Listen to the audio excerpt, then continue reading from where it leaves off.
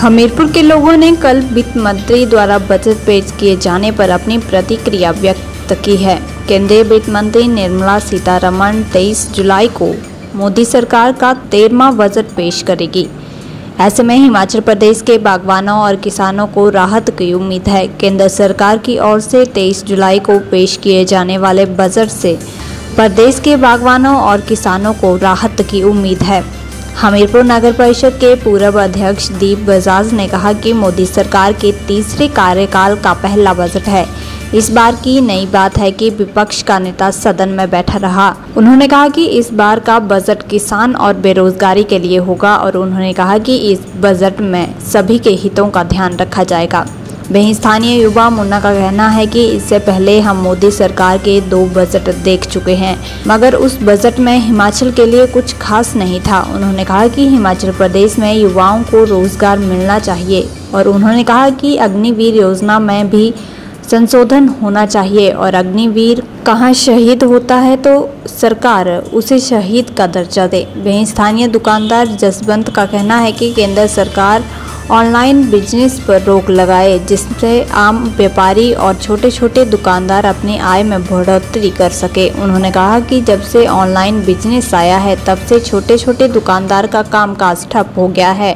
उन्होंने कहा कि हमें उम्मीद है कि मोदी सरकार इस पर ज़रूर ध्यान देगी। वहीं स्थानीय दुकानदार सुरेंद्र का कहना है कि हिमाचल प्रदेश को स्पेशल स्टेट का दर्जा दिया जाए और बढ़ती बेरोजगारी को देखते हुए यहां पर इंडस्ट्री को भी बढ़ावा देना चाहिए ताकि हमारे हिमाचल में बेरोजगारी खत्म हो सके और युवाओं को रोजगार मिल सके। वहीं जोगेंद्र का कहना है कि बढ़ती बेरोजगारी के चलते लोगों को रोजगार उपलब्ध होना चाहिए और छोटी रेहड़ी फड़ी दुकानदारों के बारे में भी यह सरकार कुछ न कुछ करे ताकि छोटे दुकानदारों को भी अपने कारोबार में बढ़ावा मिल सके। वहीं सुभाष वर्मा का कहना है कि आम लोगों को क्या करना चाहिए। आम लोगों को 3 ही चीज़ चाहिए, कपड़ा, रोटी, मकान और साथ में स्वास्थ्य, बेरोजगारी, महंगाई, शिक्षा। यह आम लोगों के मुद्दे हैं। उन्होंने कहा कि रोजगार एक सबसे बड़ा मुद्दा है, चाहे आप हिमाचल सरकार की बात करें या फिर केंद्र सरकार की बात करें, बेरोजगारी पर कोई ध्यान नहीं दे रहा है। अगर हम स्वास्थ्य सेवा की बात करें, वे पूरी तरह से ठप पड़ी है। इन सभी मुद्दों पर सरकार को ध्यान देना चाहिए। नरेंद्र मोदी का प्रधानमंत्री बनने पर तीसरी टर्म का पहला बजट है। इस बार एक ये नई बात है कि अपोजिशन का नेता अब पार्लियामेंट में बैठ रहा है। अपोजिशन जो है बड़ी तगड़ी बन के जो है वो पार्लियामेंट में पहुंची है। इस वजह से, उस अपोजिशन की वजह से इस बार का बजट जो है वो सभी समुदायों को लुभावने वाला होगा। किसानों की बात भी इसमें आएगी, बेरोजगारों की बात भी आएगी, महंगाई की बात भी आएगी। मुझे लगता है इस बार का बजट जो है तीसरी टर्म वाला मोदी का अपना ये जो ऑपोजिशन है इसको सामने रखते हुए बनेगा और ये बजट जो है वो इस बार सभी लोगों के हित में होगा। देखो जी, पब्लिक को तो 3 चीज़ें चाहिए, रोटी, कपड़ा और मकान। ठीक है, मैं कर रहा हूँ मिडिल क्लास फैमिलीज की बात। तो मिडिल क्लास फैमिली वालों को तो चाहिए शिक्षा, रोजगार, स्वास्थ्य।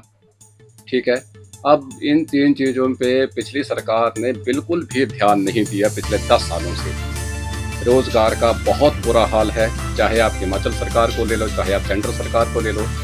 महंगाई चरम सीमा पे है, स्वास्थ्य का बेड़ा गर्क है, हर जगह जहाँ मर्जी देख लो।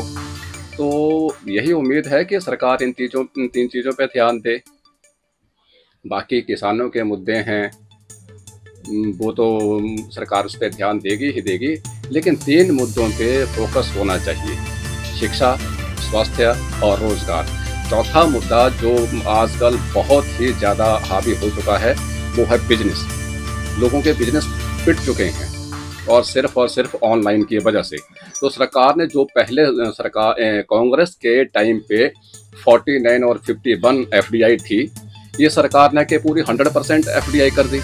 उसे तो पूरा जो दुकानदार है, व्यापारी वर्ग है, वो पूरा बर्बाद हो चुका है।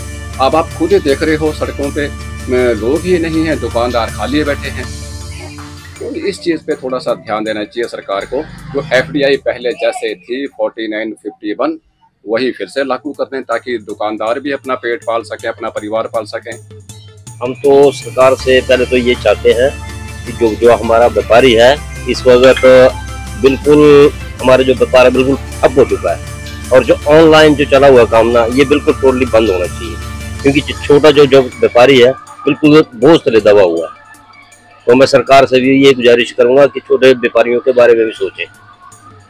देखिए, इससे पहले हम लोग 2 बार मोदी जी का बजट देख चुके हैं, तो इसमें वैसे जो ठीक ही था, पर मैं हिमाचल की बात करूँ, हिमाचल के लिए मतलब वो चीज़ ढंग से नहीं मिल पा रही जो होनी चाहिए।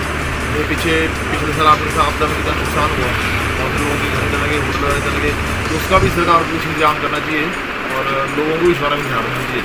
और नंबर 2, एक जो बेरोजगारी का मुद्दा है वो थोड़ा ज़्यादा चला हुआ है, उसका थोड़ा संशोधन हो जाए तो वो अच्छी बात है। नंबर 2, नंबर 3 की जो ये अग्निपथ वाला चलो मतलब अग्निवीर वाला चला हुआ है, ये जैसे जो बच्चे मेहनत कर रहे हैं उनको पता है ये 4 साल में या 5 साल में वो वापस आ जाएंगे, तो बच्चे तो प्रॉपर ढंग से मेहनत नहीं कर पा रहे हैं या अपना टाइम नहीं दे पा रहे हैं ग्राउंड में, क्योंकि उनको पता है सिर्फ 4 साल का उनका रहेगा कार्यकाल।